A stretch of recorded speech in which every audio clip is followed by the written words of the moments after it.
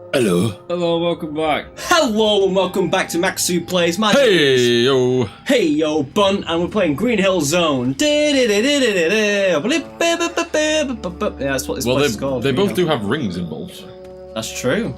There is. So maybe Sonic was just nicking J.R.R. Tolkien's works. Maybe. J.R.R. Tolkien was inspired by the legend of the Sonicus. And it's me. Upper. So I think I just said upper. Wow, It's me, Hoppo. Isn't that creepy? The tree's not there anymore. What? What? Is that just clipping? It's just as if it had a mind of its own. Yeah, it's as if the tree wasn't there to begin with. Oh my god. Oh, that's actually a pretty good spider. Good time. It's a PS2 game, this. Yeah. PS1 to PS2 was quite a big jump on it. Yeah, very much Oh so. well, the HD jump was huge as well. Like when we were playing The Philosopher's Stone, the greatest game based on Harry Potter of all time. We've not finished that yet. We've not finished that yet. Well, we have, because this has been released. We have finished it. Yes. At the time of recording, we've not finished it. At the time of recording, we've not finished it. It was... Oh, hey, Mary. Looks like crap. No kidding. But this looks pretty good. It's pretty good. It's pretty good. To put into perspective, this came out the year after the Hyde Park game came out. Really? Yeah, 'cause the Hyde Park game came out in 2001, along with the movie. This Yep. came out in 2002. Wow, that is atrocious. PS1 to PS2. That Big jump. Look at the cape physics. I saw... Well, Pretty good. There was a Pretty good. saw a comparison video with Monster Hunter Okay. on PS2, the original PS2 version. Yeah. Didn't realise there was a PS2 version. It's been out for years, Monster Hunter series, yeah. Against the new one. And even if you look at the PS2 version, the scale that they get into the world is pretty impressive. Yeah. Like they got big like mountains and hills and stuff in the background. You're not just like on a blank field facing months or whatever. Japanese, dude, they don't fuck around. They make very good games. Very good. Not a big fan of menus. I don't mind their menu system. No, not the menus. Actual like, they're a bit counterintuitive, but they're fine. It's the way they look. Oh, I don't mind. Like, it seems to me every Japanese game developer, the menu is like the last thing they do, which it probably should be if you're making a game. And they just type in a load of Times New Roman, and it's like, boop, there it is. I think just make it functional. Yeah, it's just very functional. Yeah. To the point of like, Times New Roman, unless the Japanese are a big fan of Times New Roman, I don't mind it's them. pretty boring for a menu. I honestly think they do a really good job of them. But it also does a good job. It does have all the information there, and you are right. it's not hidden. You and Sexstone are right about actually get that mushroom. the fact that they use the same bloody font over and over and over. Yeah. Every Japanese games developer has the same font that they use in the menu. Times New Roman. What's the other one? You have another one they definitely use. There's two different types of ones. Yeah. Comic Sans. Yeah, that's the one. Comic Sans. Well, what's weird about Monster Hunter is that, well, the font's all over the place because they have the, like, a lot of the design of the world is kind of South American inspired? Like, Yeah. tribal Peruvian. I don't think Mary said to help like me out. the Aztec as well. Consequential, whatever it's called. They have them. Yeah, Aztec, that's what Yeah.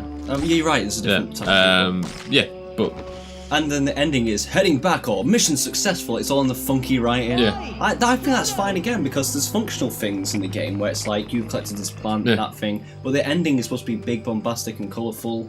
Like you've success. they also, you notice at the beginning, they designed the Monster Hunter World logo. So there is a Monster Hunter World logo. Yeah. But the very opening shot, it says Monster Hunter World, but not on that. It's not the logo. Oh, It's right. a white screen. Yeah. And it just goes completely white. Oh, yeah, and it's just yeah, like yeah. typed out in black. Yeah. So they've got two different Ways of doing it. different fonts for that. Okay. They like to have variety. Well, here's something about Western. I think we did talk about this. Sorry, I'm bringing it up again. Really quick point. I'm going to hammer it home every single time. Japanese games give you loads of free content. Loads of content. Your game is like 80 hours long. And then Western games, like look at this piece of shit. This fucking piece of shit, right? Yeah, I bet there was DLC for this. Smacking, DLC, pay out the wall, pay for Frodo's little skimpy bikini costume, Samai Ganji's gimp costume. But this game is just, you've just been smacking spiders and wolves. That's literally it. What piece of shit? Well, like, I mean, you gotta respect him. He's killing spiders with a walking stick. It's He's only got a walking stick. yeah, it's his walking stick. You didn't see it. We didn't see it before in episode Pretty 1. sure it's called walking stick. Walking stick. He beat a bloody wolf to death with one. He also got humped to death by a bunch of wolves as well. That's true. I am literally lost in the woods. But they said like Monster Hunter World's gonna get 3 monsters. DLC. Not in loot boxes. It's just a shame that here's the new subject. Organised crime, and I'll explain why I'm segueing to organised crime. Organised crime. Oh, Are you going to also, talk about EA? Quickly before you say that. Quickly before we link EA and organised crime together. No, it's Japan organised crime. I found it weird that the NPCs in Monster Hunter World, they all talk in subtitles, which is fine because that's a Japanese game, that's what happens. But they don't even say the first line of their own subtitles. No, because They'll say a line which is like, "Hey, what are you doing today?" But then the subtitle will be saying something else. Yeah, it's basically just, it's like to cover all bases. They'll have different brackets for the conversation in the NPC, and it's like, does this fit the warm, kind greeting, or is this the serious monsters escaped one? And they'll do it several times. I don't mind that, because in Japanese JRPGs, as they're called, they just ram it with so much stuff to do, with so many different characters. I don't think they have the time to like record every line. I don't know. Yeah, it's like Nino. I feel Kuni like the did that. characters in the... Well, it's easy to skip through as well. Yeah, I was kind of amazed that The Witcher did that. The Witcher, Tree's gone. The Witcher. Oh my god! The Witcher... The Witcher 3 managed to get pretty much all the characters. Every single character speaks, don't they? It's no. There's no like guy who's just jiving his mouth and just like Jive. Ain't no jive, man. text to speech. Assassin's Creed 1 was one of the worst for just copy and pasting dialogue.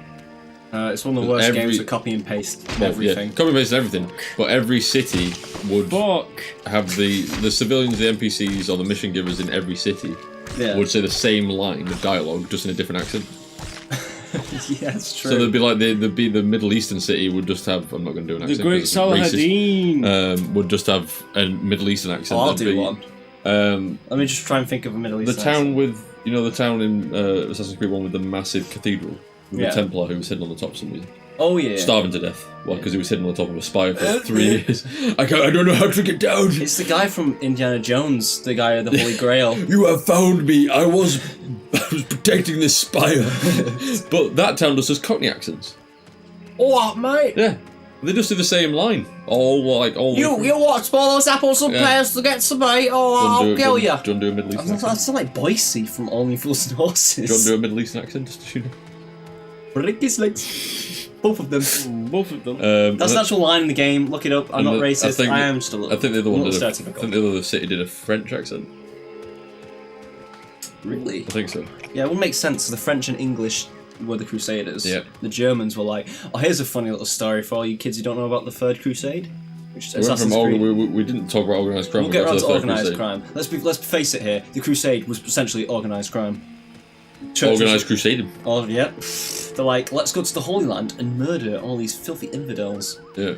It's like, well done, Christianity, clap, clap. Like Pope Urbain II. Like Prince Popo Bane II. Yeah, Prince was like, Purple Rain, Third Crusade. And then Pope Urbain II. Pope Urbain? Yeah, is this the Pope that got into battle armour? No, no, that's their earlier popes. Do we get the word Urbain from his... What's his name? Contemporary stylings of his fashion. Oh, come on, there's a spider somewhere. Come on, me, bro. My brain was ticking then. Urban. No, yeah, but Prince. Oh, fuck's sake! Fuck up all. Just say Prince. Prince Urbain II. Prince the third campaign. He was Prince Urbain II was a pope as well. Prince Pope Urbain II. He's still sort of an Urbain there. From Friar John or something, who recalled his speech. He came out to the masses of people and all the heads of Christianity, essentially, representatives of each different country. He came out into a courtyard and just went, I have had a message from God. He has told me we must go to the Middle East. Why?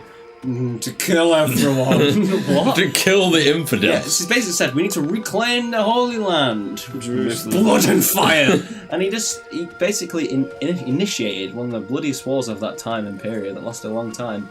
Salahadin. And the people who led the charge, who were they? Which country was like, we'll fucking do it? No, it was Germany. Germany. Germany were massively. They were the best. Oh yeah, they were super hardcore. Germany, like, we haven't seen some heat in a while. We want to go and get some sunny action. I want to kill some heathens. They were like, oh, our leader, you know. Of all the places to want to go in... Adolf Hitler. Of all the places to want to go in Middle Eastern times? In Middle Eastern times.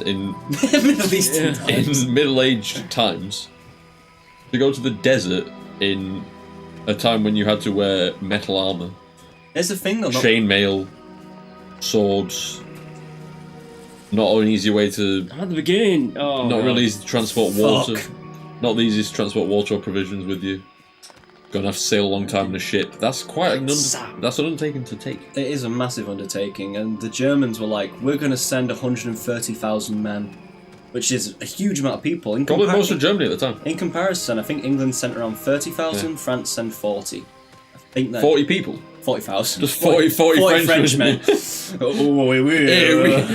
brought the baguettes. We are the bakers. We are bros. Fuck me, kill me. I can't do French. I can't do anything. It was like in Kingdom of Heaven, which is shit. Theatrical edition is bad. Director's cut. Yeah. Ridley Scott did a good director's cut. I don't think the mic would have picked that up when you said that. Ridley Scott did a good director's cut of Kingdom of Heaven. The rest of his films since then have been garbage. I don't think it picked it up. I think we have to scrap that. Cut that bit out. You don't agree? I do agree, actually. In that, they just go and not the bad guy, but the antagonist to Orlando Bloom, who's... Oh, he's a bad guy out of... He's Celeborn from Lord of the Rings. Who? You know, Galadriel's husband. Oh, right. That guy, that actor. Oh, yeah. He's the antagonist. He's like, we're going to go and march off to kill Saladin. They march, like, for whatever it is, 10 days or something, and have no water left. They get there and Saladin's just like, bitch slaps him. Yeah. Puts him on a horse backwards and drags him back to the holy city and is like, yeah, he's stupid, you should have stayed in here. We're going to kill you all. Yeah, very much. And then they just copied a shot from Two Towers. They got a lot of siege towers in, and all from Return of the King. Fun fact, we kind of drew, because we signed an accord for, we didn't actually fully We ain't going to come back. We got the Holy Land, and about, a couple of years later, like a decade later, like, fuck it, we're taking it back. And took it back. But here you go, here's something I was going to say really quickly about the Third Crusade. Well, let's not go, you go. I was going to say, it's worth pointing out that at least that conflict has now been completely resolved and it is peaceful in the Holy Land for the first time. Ever, yeah. In a long time. Thought it'd be nice to say that. Thank goodness the world is at peace. Yeah. Thank goodness that didn't cause any issues. Yep. In the modern times. No. Of us trying to take back the Holy Land. I reckon we start a new crusade. Yeah, well, we ain't got anything else to do. All we got is Brexit to deal with. No, we're not going to the Holy Land though. We're going to the Holy Maple Syrup Land. Let's conquer Canada. They're pushovers. So carry on. What are you going to say? Let's reclaim the Holy Land of England. Sovereignty. You were saying about our draw and stuff. Oh, I can't remember why I was gonna make this point, but I was just gonna say that the Germans were sending off this massive army in the Third Crusade, and what makes it so funny is that they were like, "We will do it," and then their king. Was out bathing in a strong river one day, and he slipped. And I think he slipped and brained himself. But he definitely drowned in a puddle. Yeah, in a river, and his body I'm gonna got fucking taken. drown myself in a moment. There can't be that many places for you to go. How do you keep going around in the same fucking? You just gotta find Sam. You just gotta find Sam. All we have to do at this point is find Sam. Right, just take. And then you get lost again, and then it's a different area in the game. Right, so you can't take any turns here. Can you go up off the edges, or is that? No, it's invisible walls. It's all invisible walls. Right. So there's literally just paths you can go down. There's just paths. So you've been down this one, there's been no turns yet, so you're fine here. Go that way, left. Yeah, there's another turn. Left again. Right, is this coming up to the entrance? Don't know. Oh shit, there's so many. Hey! We find him? Samwise, is that you, arsehole? Hi! We might have to cut out like 5 minutes of us talking, just so the gameplay isn't entirely boring. We had all the interesting talks there. I know we did. Stay in. About Holy fuck. Crusades. Oh yeah, so the king of Germany slipped in a river and fucking drowned, and his body got taken downstream, and his men saw him. Wow. And they were so defeated. Was he naked? No, funny if he was. Because he was old. He was I'm old sure as he would be balls. naked if he was bathing. He was like 50 or He something. was old as balls. Old as his balls. Old as his balls. Good. He was like- These balls didn't get born first. He was like 50 or something, or old, like 60. That's old for that. It's old for that Middle time. Earth. He's like ancient. Yeah. He's basically a god at that point. Yeah, and the men were so defeated, all 130,000 Germans went, nah, and they went back home. They saw it as a sign, like, God doesn't want us to go on Oh this god, crusade. middle-aged people were stupid. Yeah. And what else? Oh, I was going to say something else. Oh, anyways, Third Crusade was fun. Fun times. Fun for all of We them. should have another crusade.